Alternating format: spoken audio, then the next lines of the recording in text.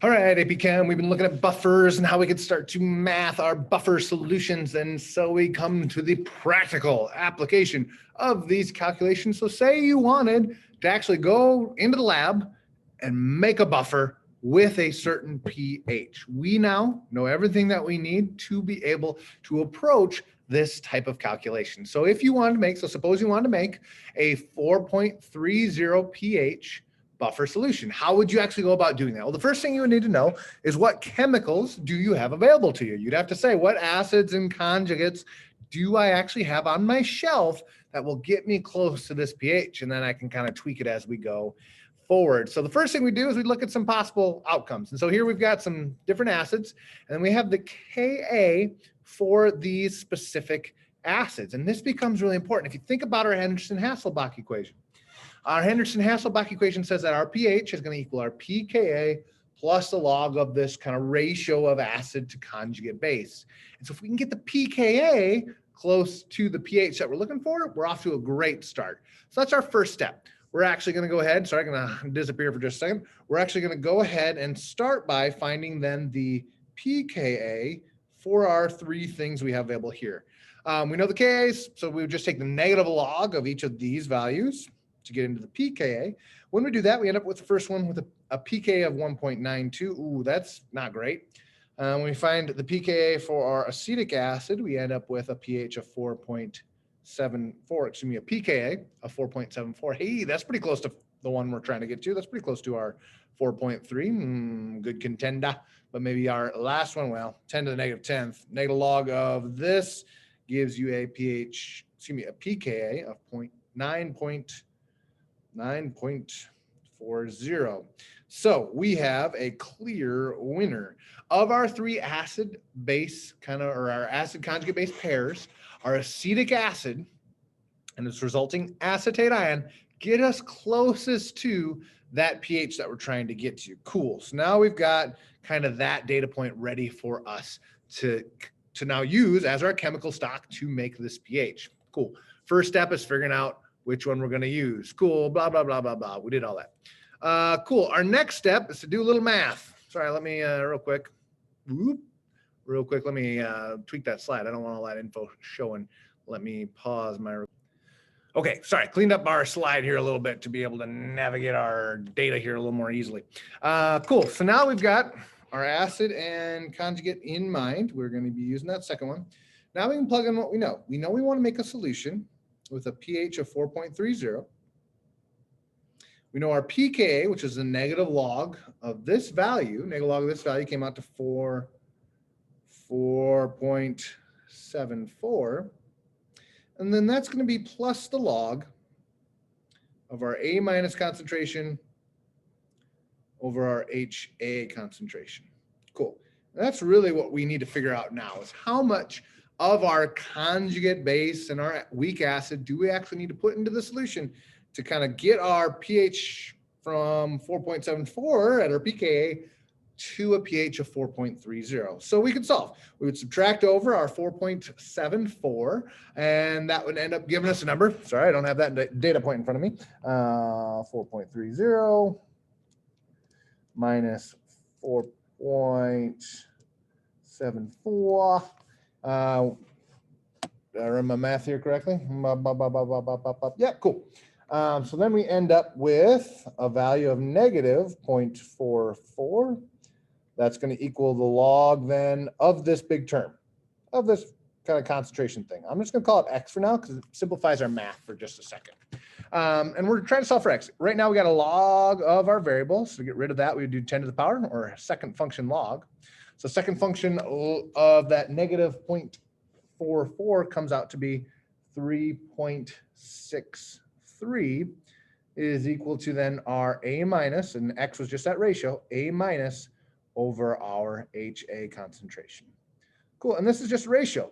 This means then that we need 3.63 molar for every 1 molar of our weak acid, HA, and this is of our A minus. Cool, at this stage, we're pretty darn close. Now we got to go and see what we actually have on the shelf, because for our actual A minus, we're going to go back into the lab and find we've got actually a bottle of sodium acetate, which is our NaC2H3O2. And that's actually a solid on the shelf, which means if we're going to actually make this buffer, we need to figure out how many grams of that we're going to need to kind of actually scoop out. And then when we go back to look at our acetic acid, well, it turns out we actually have glacial acetic acid, which ships as an aqueous solution, but it comes in a concentration of 17.4 molar. Holy buckets. And we have 2.5 liters of this. So we got a whole bunch of this. Here's what we got. Oh, okay. Well, let's just pick a volume then. Let's decide how big of a solution we're going to make.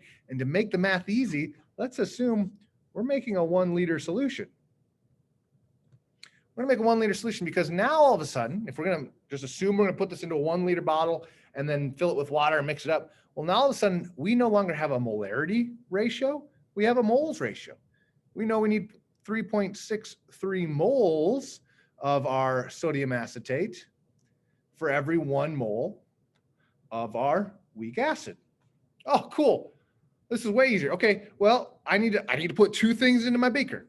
I gotta put some of my salt, my conjugate base salt, which I already know I need 3.63 moles of it.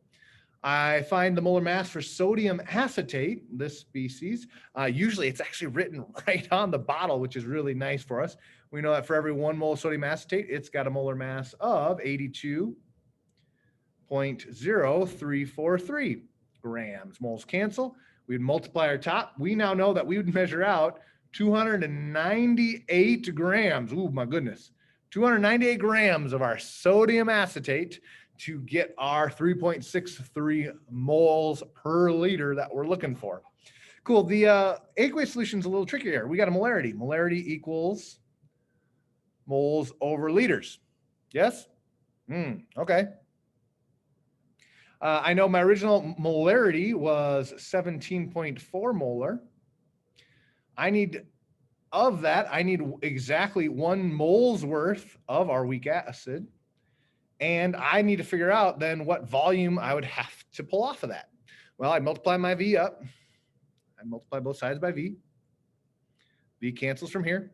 I would then divide over the molarity. So volume is actually going to equal my 1 mole divided by my 17.4 molar.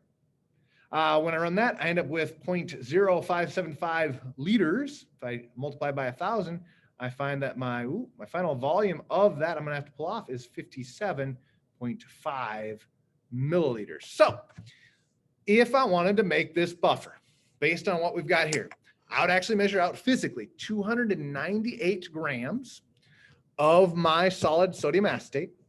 I'd take my concentrated acetic acid. I pour off exactly 57.5 mils. I put both of those into a 1 liter volumetric flask, and then I would dilute it to the 1 liter mark. Then I know my proportions are exactly correct to get me a resulting pH of 4.30. Oh my goodness, a lot to keep track of here. Now, we are making an assumption. And we've not talked about this in great depth and detail, but we are assuming that we have the ability to actually dissolve approximately 300 grams of this salt into solution. Now, good news, sodium acetate is notoriously soluble. It dissolves really well, but let's say it didn't. Let's say it didn't dissolve as well. Well, okay, let's just dilute it then.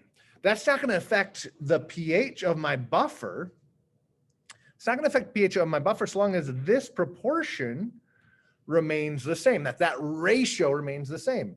So couldn't I divide them both by 10 and keep, so if it's 298 grams for every 57 mils of concentrated acid, couldn't I just go ahead and then add 29.8 grams to every 5.75 mils of concentrated? That's going to give us the same proportion of particles, but now I can dissolve those in a liter and still end up with my same ratio for my buffer.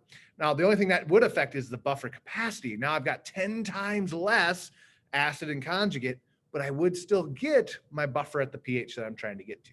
So one of those physical pieces to keep in mind, that there is a physicality to, if we're going to actually make these buffers, we got to keep in mind a couple different factors, not only what we have on the shelf, but making sure it will all dissolve into the solution that I'm trying to make. And obviously we'll learn more about that as you get more practical application or practical practice in the lab. But it is good to think about those as we start to make these different concentrations in different solutions. Coming back, we'll be looking at some more examples of how we can kind of be solving for these different variables. I'll talk a little bit about kind of our quiz prep, but real nice practical application for these types of problems.